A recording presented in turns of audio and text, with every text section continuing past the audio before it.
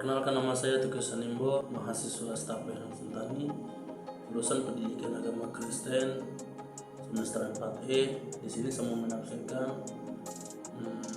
dalam kitab Perjanjian Baru, yaitu kitab Surat 2 Tesalonika pasal 2 ayat 13 sampai 17. Perikop atau judul dipilih untuk diselamatkan. Teks ini dianggap saya sulit untuk dipahami. Ada beberapa alasan yang saya akan mempresentasikan dalam kitab ini. Surat 2 Tesalonika ini ditulis oleh Rasul Paulus, kemungkinan besar sekitar tahun 50 sampai 51 Masehi. Tak lama setelah surat 1 Tesalonika, surat ini ditulis kepada jemaat di kota Tesalonika, sebuah kota penting di provinsi Makedonia, kini di Yunani Utara, yang berada di bawah kekuasaan Romawi. Kedatangan Kristus, Paulus mengingatkan mereka bahwa mereka telah dipilih Allah untuk diselamatkan. Konteks secara sosial dan budaya, jemaat di Tesalonika terdiri dari orang-orang Yahudi dan non-Yahudi Yunani, sehingga terjadi ketegangan identitas antara latar belakang agama Yahudi dan cara hidup Yunani. Kekristenan pada masa itu masih dianggap sekte kecil yang belum diakui secara luas. Ini membuat para pengikut sering menghadapi tekanan atau bahkan penganiayaan, baik dari komunitas Yahudi maupun dari pemerintah Romawi. Konteks secara politik, Tesalonika adalah kota bebas dalam kekaisaran Romawi, memiliki kebebasan tertentu dalam pengaturan pemerintahan lokalnya.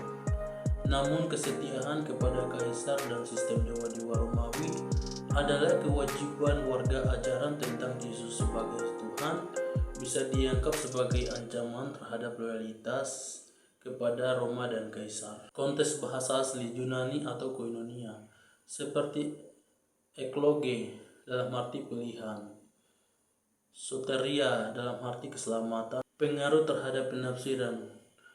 Yang pertama, kebingungan jemaat tentang kedatangan Kristus yang kemungkinan segera atau tertunda. Mencerminkan krisis psikologis konteks secara membuat bagian dalam penghiburan dan menegaskan kestabilan iman dalam pengajaran yang benar. Bahasa seperti dipilih dari mula untuk diselamatkan, memperkuatkan doktrin, tetapi harus baca dalam konteks komunitas dan karikma atau kabar sukacita dan dinyatakan. Yang pertama, Allah memilih dan menyelamatkan umat. Ini adalah inti dari Injil. Allah penuh kasih, memilih dan memanggil manusia untuk diselamatkan. Menegakkan kebenaran bahwa keselamatan adalah inisiatif Allah, bukan hasil usaha manusia. Kedua, Injil disampaikan bukan hanya secara lisan tetapi dengan kuasa Roh. Karyakma disampaikan agar mereka memperoleh kemuliaan Yesus Kristus. Jadi keselamatan bukan hanya bebas dari dosa, tetapi apresiasi dalam kemuliaan Kristus. Hidup dipenuhi oleh tujuan kekal. Rema atau firman dalam konteks jemaat. Jemaat ini tentang kedatangan Tuhan. Ayat-ayat ini menjadi rema karena menyatakan bahwa mereka tidak ditinggalkan oleh Allah. Mereka bukan korban kekecewaan melainkan umat pilihan. Mereka diberi kuasa berdiri teguh dan terhadap mengerjakan hal-hal yang baik. Mengapa konteks ini penting ditulis? Yang pertama, meneguhkan iman jemaat dan terguncang secara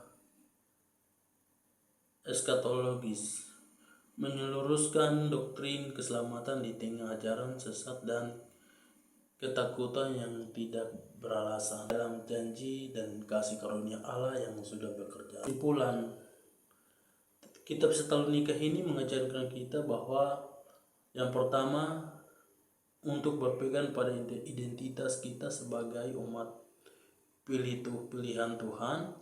Yang kedua, untuk bertekun dalam ajaran dan sehat tengah dalam godaan zaman. Terima kasih. Salam.